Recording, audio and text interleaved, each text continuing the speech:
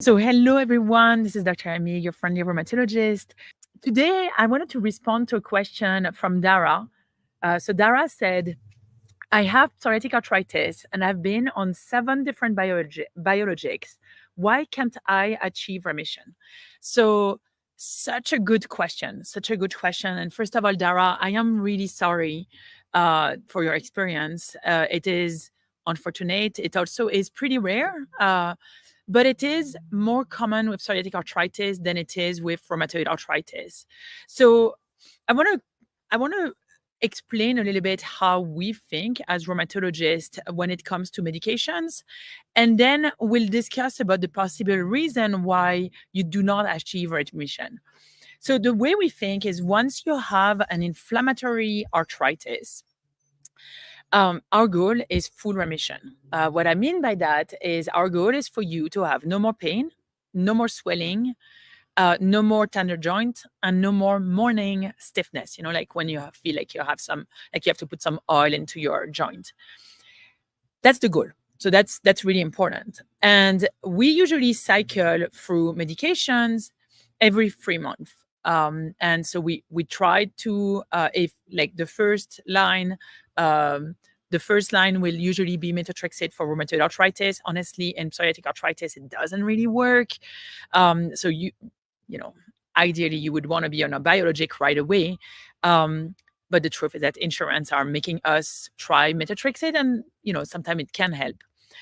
So we try methotrexate first, and then if that doesn't work at 3 months, if you haven't achieved full remission, that is when you decide, okay, we're going to put you on a biologic. And then after 3 months, we switch to another biologic if you haven't achieved remission. And then we cycle this every 3 months for most of the medications. There are some medications you have to wait up to 6 months to see if it's not working. But overall, like usually we say like 3 to 4 months, right? We have incredible treatments nowadays. So that is why our goal is full remission, because we know we can achieve it with all of the medications we have. Now, when you are like Dara, when you haven't achieved remission despite trying 8 biologics, you have to wonder, is what's going on really what you're treating? So what I mean by that is that, first of all, the diagnosis of psoriatic arthritis is a clinical diagnosis. There's no blood work that says that you have psoriatic arthritis. If you have an inflammatory arthritis with pain that's worse in the morning, associated with morning stiffness that's more than 30 minutes, and swelling of the joint, and you have psoriasis, okay, that's obvious. This is psoriatic arthritis. But what we sometimes find is that we may have made a diagnosis of psoriatic arthritis when really what you have is osteoarthritis. And osteoarthritis plus psoriasis, for example, I'm just giving an example, right? And osteoarthritis is joint pain that's worse at the end of the day, joint pain that's worse when you use the joint, and it can be deformative, right? You can have destruction of the joint. It's not dangerous for your whole health to have osteoarthritis, whereas psoriatic arthritis may be, but it can be destructive and it can cause issues, right? And so then it's really the art of being a rheumatologist to really look with you and really figure out, what is it that we cannot treat? Why is it that you're not responding to 7 biologics, right? So those 7 biologics, so that's the first one. Is like, is this the actual correct diagnosis? So that's number one. Are we treating actually what we're putting those treatments for? So meaning, let's say you have psoriatic arthritis and you also have fibromyalgia, or what we call also small fibers neuropathy. Can talk about this another time. But really, like this pain that you have in the muscle and in the skin, and just like, if someone hugs you, you're like, this is painful. That will not be treated with biologics. And so you may have both. You may have psoriatic arthritis and fibromyalgia, and you've already treated the psoriatic arthritis, but you're left with the fibromyalgia. or the osteoarthritis, and that does not respond to biologics. So this is to me, that is the number one thing of, let's make sure that we're treating the actual things that we want to treat. And I think that that's extremely, extremely important. Then there is also the fact that, you have, so you said I've been on 7 biologics. If 5 of them are the same type of biologics, then really you've only been on 2 different biologics, or like 3 different biologics. Let's say you've tried Humira, Symphony, Remicade, Infliximab, which is like a biologic, like similar to Remicade, and Cimzia. I think I've already said it, but like there is more than 5 TNF inhibitor. You've only tried one type, even though it feels like you've gotten 5 different biologics. So that is super important to realize, okay, what have I tried? But then if you have indeed tried 7 different biologics and different mechanism of action, then there is a moment where you have to pause. And I actually, usually this is what I do personally, is I ask my patient to come off of everything so that we get a really clear picture of what's going on. And so it is rare, but it happens that I will make a diagnosis of gout plus psoriatic arthritis. And like getting off of everything, then suddenly you're seeing what's going on. You're realizing that no, actually the psoriasis, the psoriatic arthritis is taken care of, because suddenly you have more pain and it's not, as intermittent, it's pretty much constant. And then, you have to go for the fluid. If there's fluid in one of the joints, you have to put a needle and look at that fluid and see if there's crystal. So, right, like it's, if we really look at it, so there's 3 things, right? It's 1, are you treating the right thing? Like, or actually, I guess 1 would be, is this the correct diagnosis? 2 is, are you actually treating the correct diagnosis? And 3 is, what medications have you really tried, and are they really so different? Now, and I think already this really gives you an idea of how we think. We aim for remission, and we know we can get there for inflammatory arthritis, such as rheumatoid arthritis and psoriatic arthritis. And 2, we really make sure of what you have in terms of diagnosis. And treatment is part of the diagnosis, right? If you respond to a TNF inhibitor, this is not gout. If you respond to a TNF inhibitor, it's probably an inflammatory arthritis, such as rheumatoid arthritis or psoriatic arthritis. Okay. Now, so this is where this is the work that I've been doing since I've been a patient myself, right? I'm taking a deep breath because I think that I can activate some people, and they can get upset. But I want you to be open-minded about this. And I'm going to tell you a story, because I think stories are so powerful. I had a patient like you, Dara, who was in his late 30s, no, actually mid-30s, and came to my office, had seen 10 previous rheumatologists. 10. I calculated them. He had like a chart that was pretty large, but not large enough, like not that large for someone who had seen 10 rheumatologists.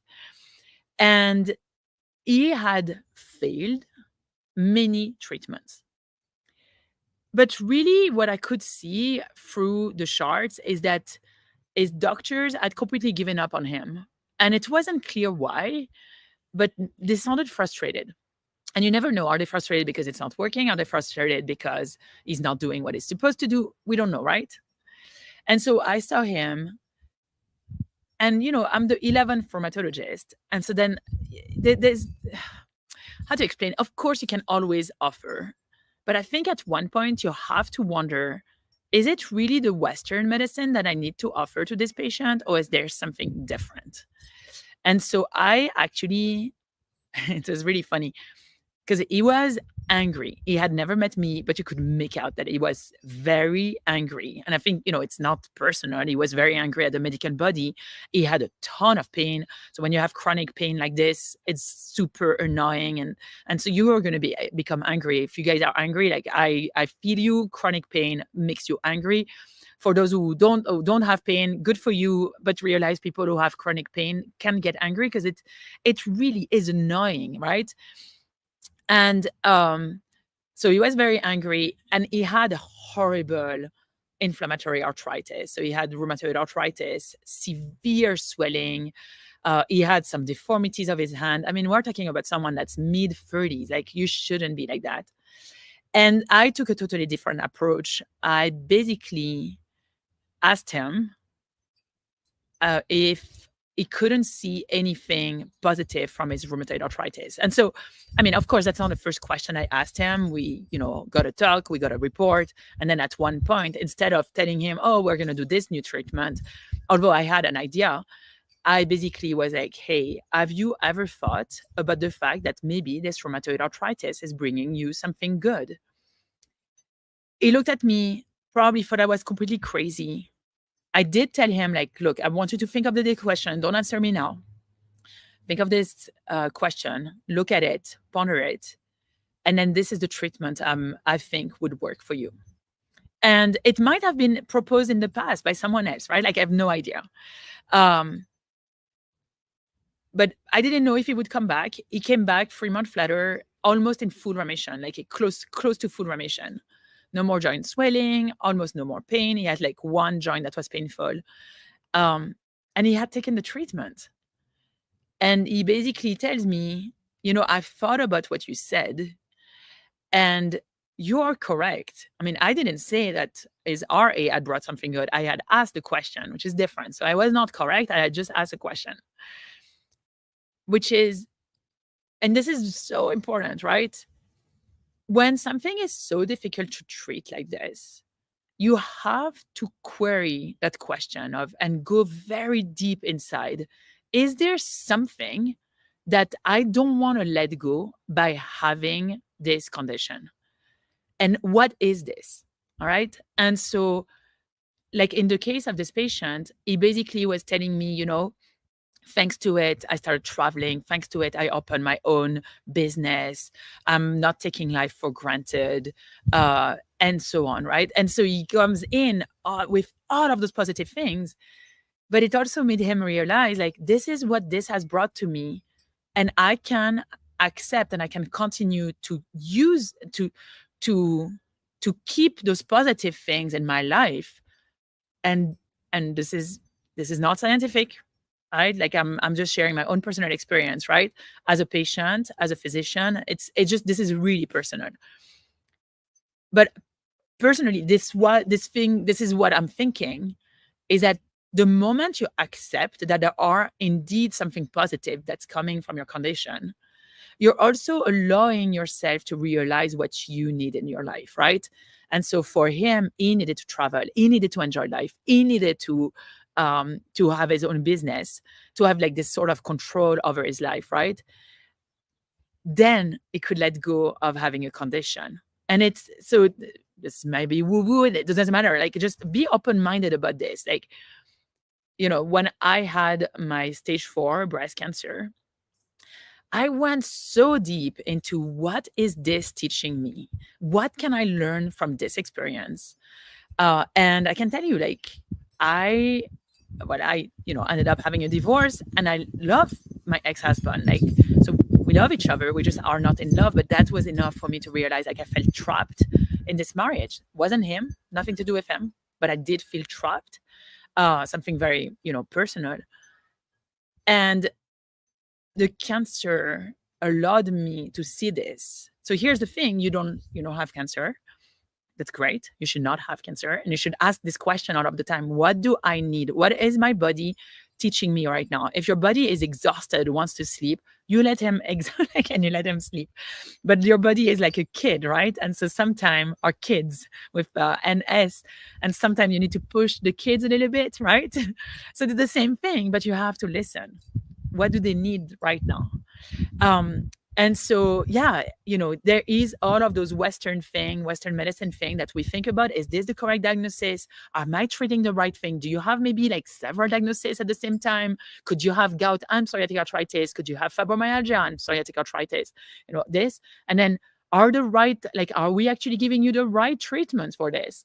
And then ask yourself, is there anything that I'm learning from this experience? Is there anything? And then report back. You don't have to tell us what you've learned from it, but report back and see if that has possibly changed how you respond to a treatment. Like, is this maybe now you have less side effects or you're able to keep the medication going? Is it that suddenly the medication actually works? Things like that.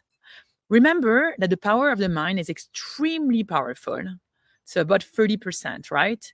A placebo has a 30% effect. So use it into your advantage. That's not woo-woo. That actually is proven.